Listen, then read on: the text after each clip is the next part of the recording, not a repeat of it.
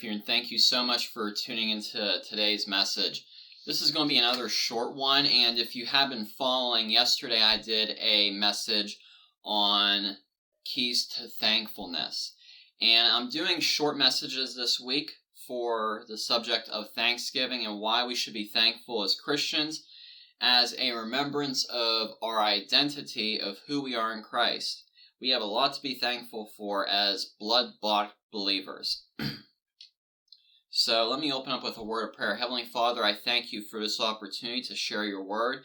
Help us to remember all that we have in Christ as blood-bought believers so that we can be thankful and full of joy regardless of the circumstances we are facing in this life.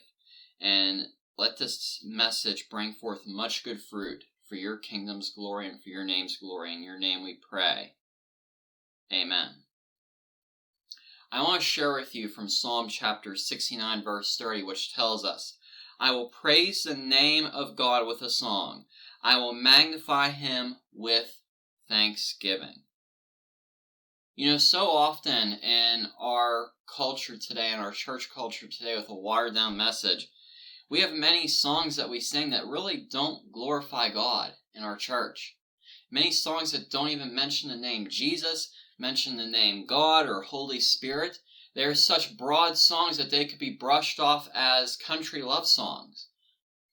You know, when we worship God, we need to be making sure that we do it in spirit and truth. We need to make sure that the songs that we are singing to God glorify God properly, because we have a lot to be thankful for what he has done for us through his Son, Jesus Christ. So we need to be worshiping God in spirit and truth, and we, so many people think that, they only need to sing songs to God in church, but, we should be doing time of personal worship through our life between Monday to Sunday. We have so much time that we could carve out to worship God, and if that's 15-30 minutes a day, a couple times through the week, let's do that in our own personal time.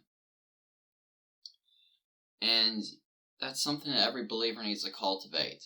If you go through a difficult day, end that day with worship to God, even if you don't feel like it, because we're not to be moved by our feelings. We're to be moved by what the Word of God says. Another scripture I want to share with you is 1 Corinthians chapter 1, verse 4, which tells us, I give thanks to my God always for you, because of the grace of God that was given you in Christ Jesus. This is Paul writing to the church of Corinth in his introduction to the first letter. He is thankful to God for them always, because of the grace of God that was given to them by Jesus Christ. We know as Christians that it's by grace we are saved. We aren't saved by our works. We aren't saved by our strength.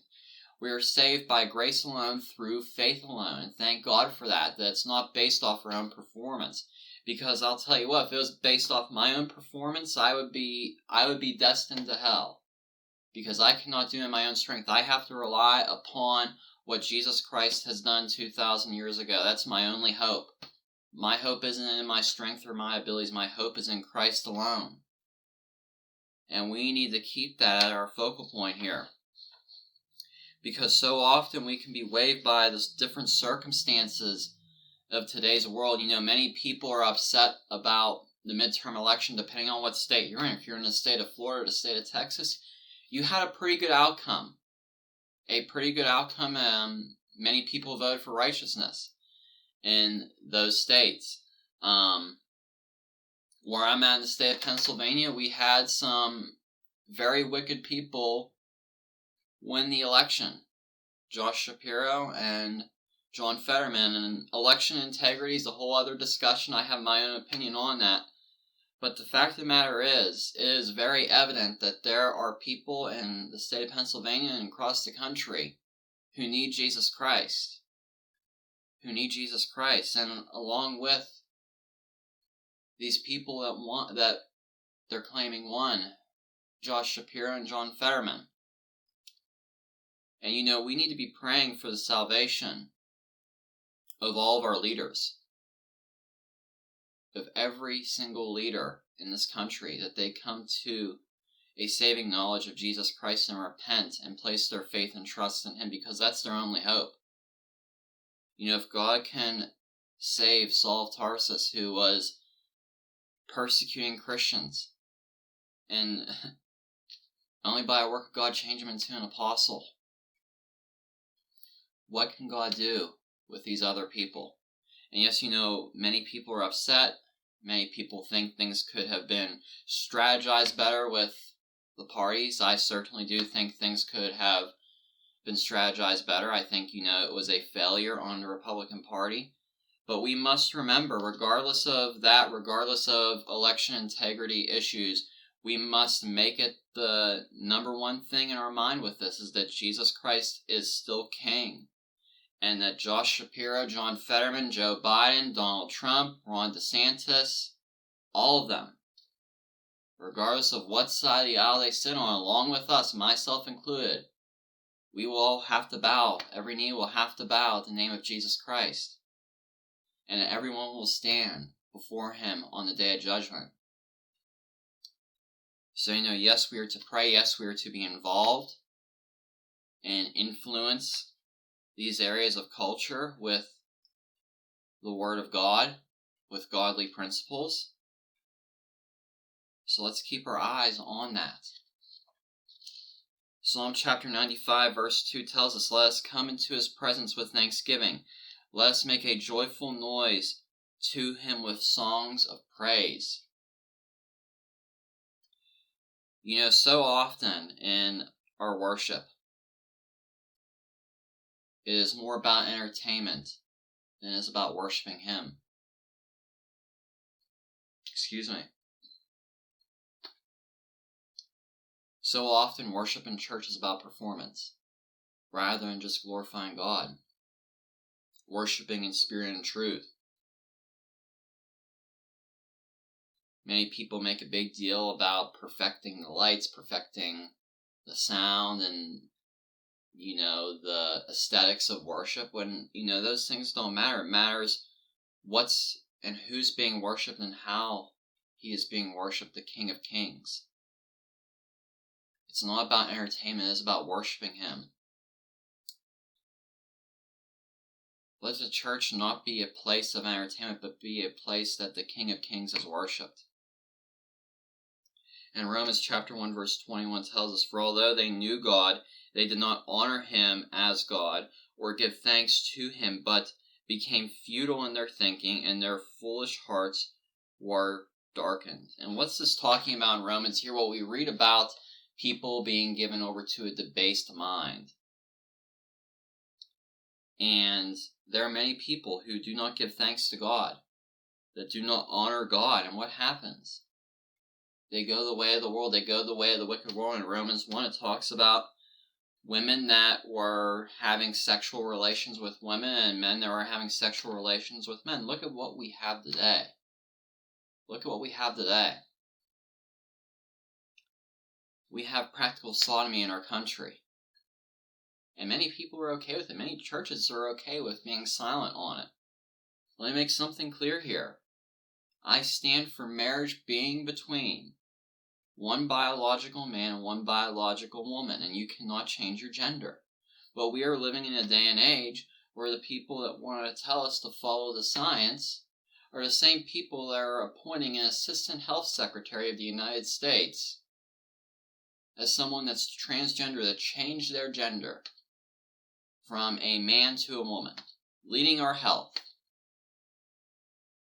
And yet they want us to follow the science. Come on, people. Look at the current state this country is in right now. It desperately needs the gospel preached. And we need to be people that are willing to give a testimony of the gospel of Jesus Christ as well as living it out. Telling the truth and telling the truth in love. And so many people are like, well, you need to be loving. You shouldn't be calling out homosexuality or fornication or lying or any of that. Just be loving. Well, no. You can't have true biblical love without truth. So sometimes The truth does hurt. It does convict.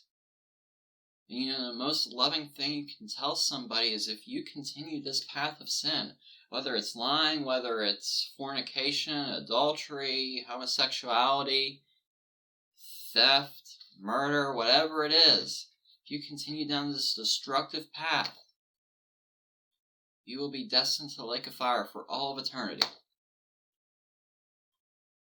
The most loving thing we can do is tell people that, warn people of the judgment to come, and point them to Christ. Christ paid the price for our sins in our place. And that's something we can be thankful for what God has done. And that's all I have for today. I hope this has been an encouragement for you, and I hope this has reminded you of being thankful as a Christian this week, especially as we celebrate Thanksgiving. So once again, thank you for tuning in today. Be sure to hit that like button down below and subscribe if you haven't done so already, and also give this video a share. And God bless you and have a great week. Thank you so much for tuning into today's message. For more information about my teachings and other content, you can head to my blog, steadfast-ztm.com. There you will find links to my other videos, as well as blog posts and other resources that are available for you. Additionally, I have a 9-day devotional available on walking in the Spirit, which covers the 9 fruits of the Spirit, which you can purchase down on Amazon. It is available in print and Kindle edition, and it is also an eligible book for Kindle Unlimited if you have subscribed to Kindle Limited. Thank you, and God bless.